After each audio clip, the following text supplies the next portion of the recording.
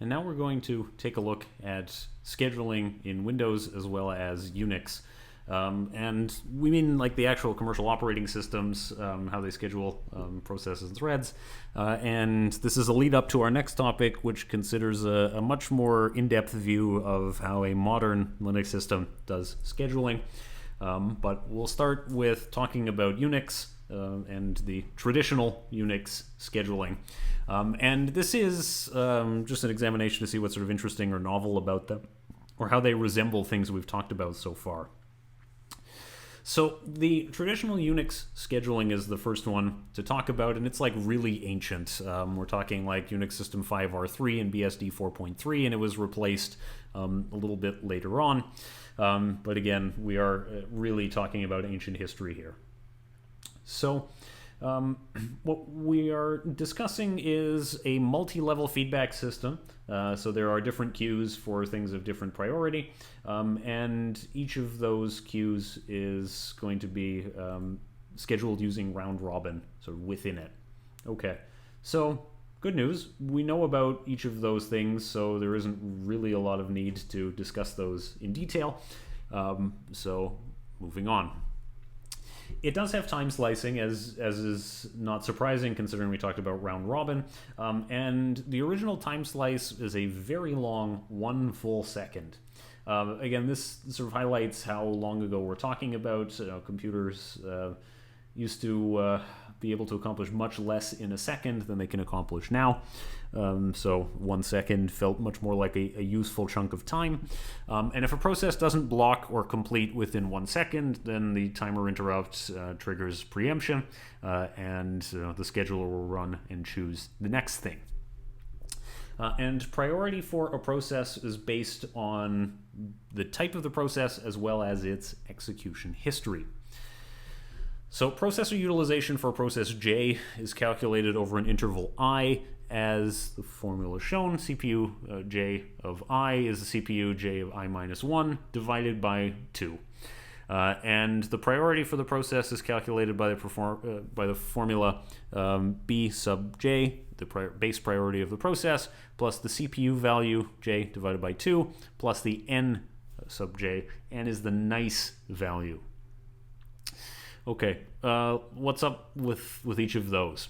So processor utilization has a decay factor similar to what we discussed earlier, where it is divided by half for estimating the next CPU usage. So it does decay with this factor over time. Fair enough. And then the priority is calculated using the base priority, the CPU factor, and then the nice value.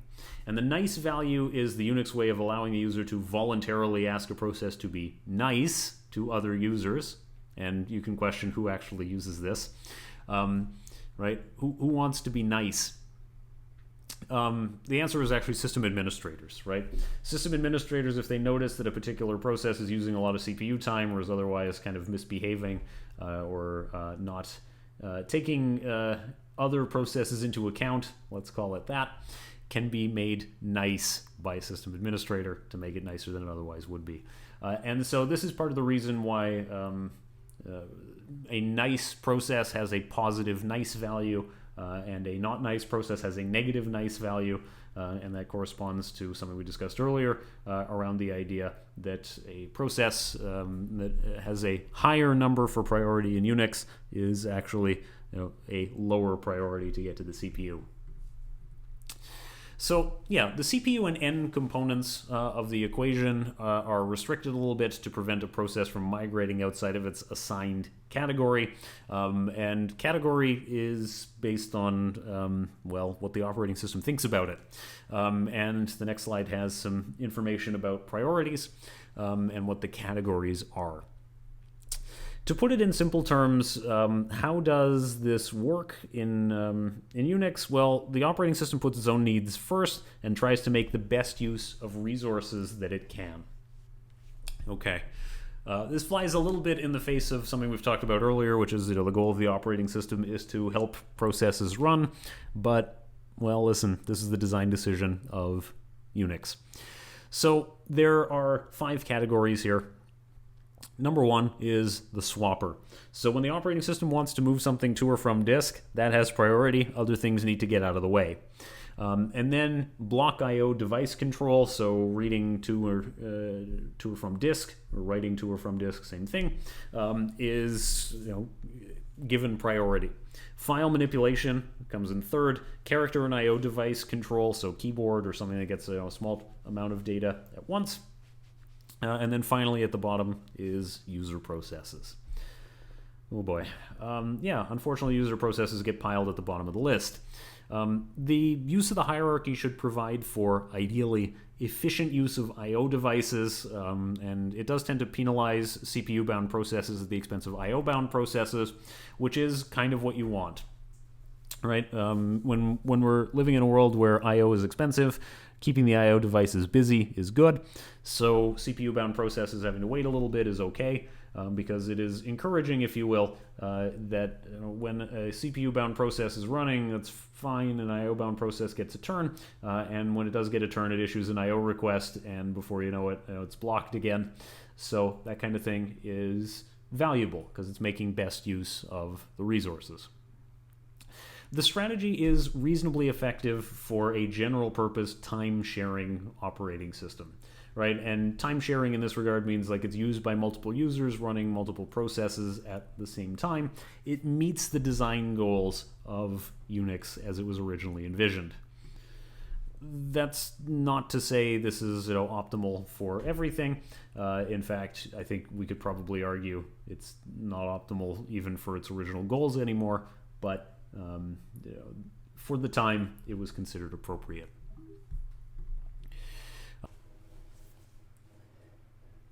Now, the kind of Unix that we've talked about is like truly ancient, and so in Sys V version 4, the system had a complete overhaul, which tried to give highest priority to real-time processes, then kernel processes, and finally user mode processes.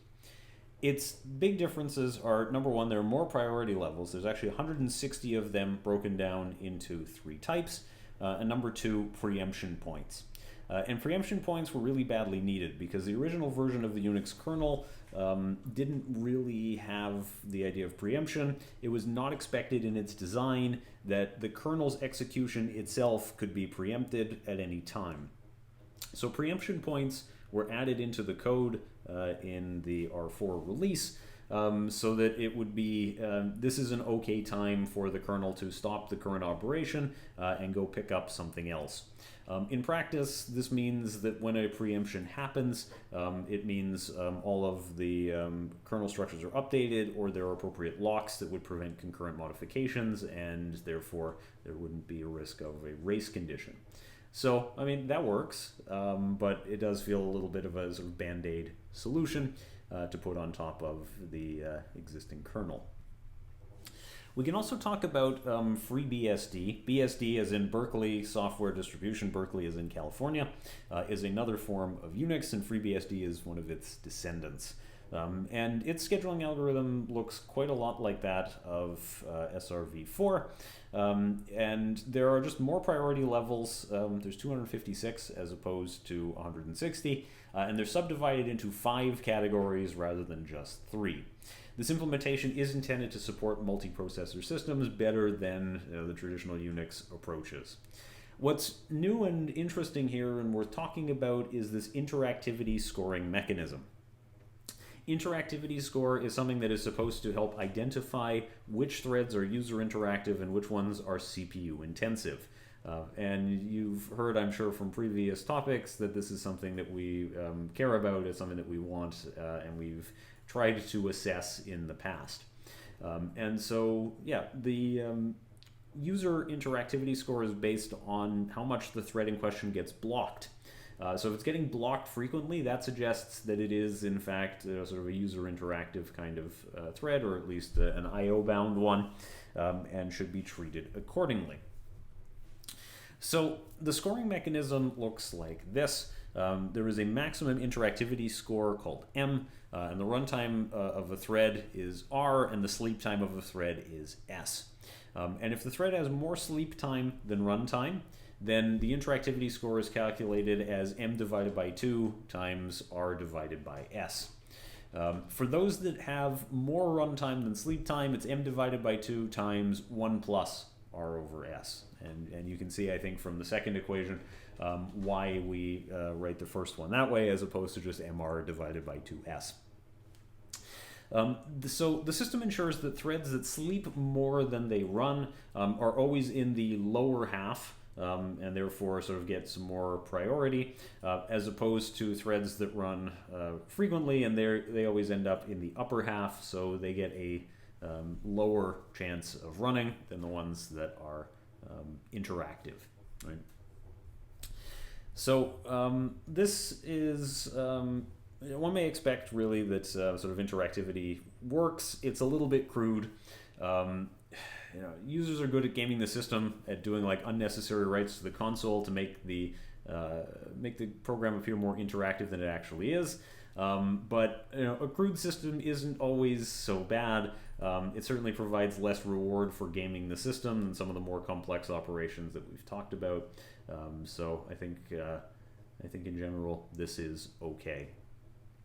We've already discussed in some detail things like how does load balancing work and how does processor affinity work, and the FreeBSD implementation does have some of each, and its approach is both pull and push mechanisms. The pull mechanism is simple enough. When a CPU has no work to do, it sets a bit in a bit mask that indicates that it is idle, and setting this bit means that if a new thread is about to be added to a queue, the assignment mechanism sends it directly to that thread. And then there is a push migration that is done by the short-term scheduler, and it's not super complicated either. It just runs twice every second, and it equalizes the highest and lowest loaded processors. So it doesn't do like a huge amount of balancing, and you certainly can have imbalances in the system when it runs, but it moderates it, makes it a little bit better, so that you have at least some degree of balancing across those different CPUs. We'll also talk about Windows. And Windows uses a scheduling algorithm to schedule threads that is preemptive, and it always ensures that the highest priority thread runs, recognizing that priorities change during execution so that no one is left to starve. The official name for the selection routine in Windows is the dispatcher. We talked about it as the short-term scheduler, but you could also call it the dispatcher, same thing. A thread runs until it's preempted, until it gets blocked, until it terminates, or its time slice expires. If a higher priority thread does get unblocked, it will preempt a lower priority thread from the point of view of Windows. And Windows has 32 different priority levels, the regular 1 to 15, and real-time classes 16 to 31. But I remind you that calling something a real-time priority doesn't make it guaranteed to meet deadlines in Windows. I don't actually know why they use this verbiage, but they do. There is a memory management task that runs at priority 0, which is going to be sort of the lowest priority if it has something to do. And the dispatcher maintains a queue for each of the priority levels, and it goes through them from highest to lowest until it finds something to do. Yes, in Windows, higher numbers means higher priorities. As I said, this kind of thing can give you a headache, because if there are two ways to do something, we will definitely do it in both ways. If there's nothing else ready, the system idle process runs, as we should expect. So if we look in Task Manager, you can set the following priorities. You can set something to be real-time, high, above normal, normal, below normal, and low. That's a lot of names for things, but sure, there are 6 categories. A process is normally in the normal class. And within that class, there are relative priorities, and outside of the real-time class, things can change. And so this table kind of represents the actual priorities for any given task. So the things that we get some influence over are the ones at the top. Like we can choose what column we're in, and by default something starts as normal, and the operating system's input is on the row. Is it idle, lowest, below normal, normal, above normal, highest, or time critical? Now, as you can see, it is entirely possible that I've said I insist that my process is highest priority, and putting it in the real-time category doesn't mean it goes before other things. But putting it in the high category doesn't guarantee necessarily that it's going to run before things that are in the above normal, normal, below normal categories, because, well, Windows can and does override your choices. Because I've said, oh, this is high priority, and Windows will say, yeah, but I think it's idle, so it actually gets a priority of 1. And you're like, well, that happened. So setting it to real time does have an effect. It does, to some extent, guarantee that it's going to happen above and before other things. But as I said, you don't always want this, right? As a user, it's definitely possible to choose wrong, and if we do, we're just making our own life more miserable, and we're not actually getting better performance. We're not actually getting like a better outcome. We're just slowing down, the performance of other processes or the system generally. Nevertheless, once this has been sort of calculated, it's got a priority that's assigned, and if a process is running and it reaches the end of a time slice, the thread is interrupted, and unless it's in the real-time category, by reaching the end of the time slice, its priority is lowered to a minimum of the base priority of each class, which we just saw was 1.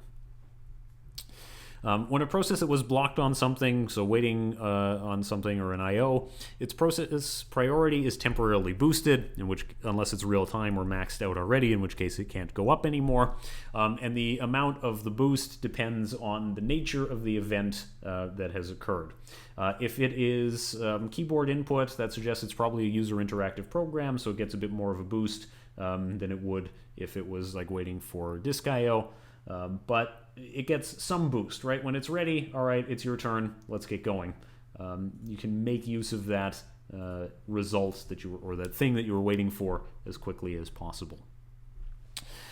Interestingly, also, Windows gives priority to whichever process is running in the selected foreground window. So if you have like an editor that's open and it's the one that you have currently on top in the UI, that's interesting.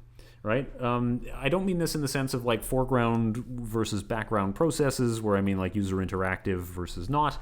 I mean in the sense of like which of the user interactive processes you currently have focused in the UI. And whichever one you currently have focused not only gets a priority boost, but it gets longer time slices. You can turn that off if you want, or at least you used to be able to in earlier versions of Windows, but it really highlights kind of a different heritage of Unix as an operating system versus Windows, whereas Unix was intended as like a time-sharing multi-user operating system. The view from Windows was originally, this is a single-user desktop operating system, so what I'm looking at right now, what I'm working on in the screen, I have the PDF viewer open right now, or I have the code editor open right now. That should be the focus. So yeah, this really highlights the different heritages, if you will, of Windows and Unix. Okay, so that's really it for our introduction to Unix scheduling and a little bit about Windows. We'll see in the next topic, Linux does not use the traditional Unix scheduler anymore because it's rather outdated. But what Linux does is actually quite interesting. So we'll spend some time to talk about that.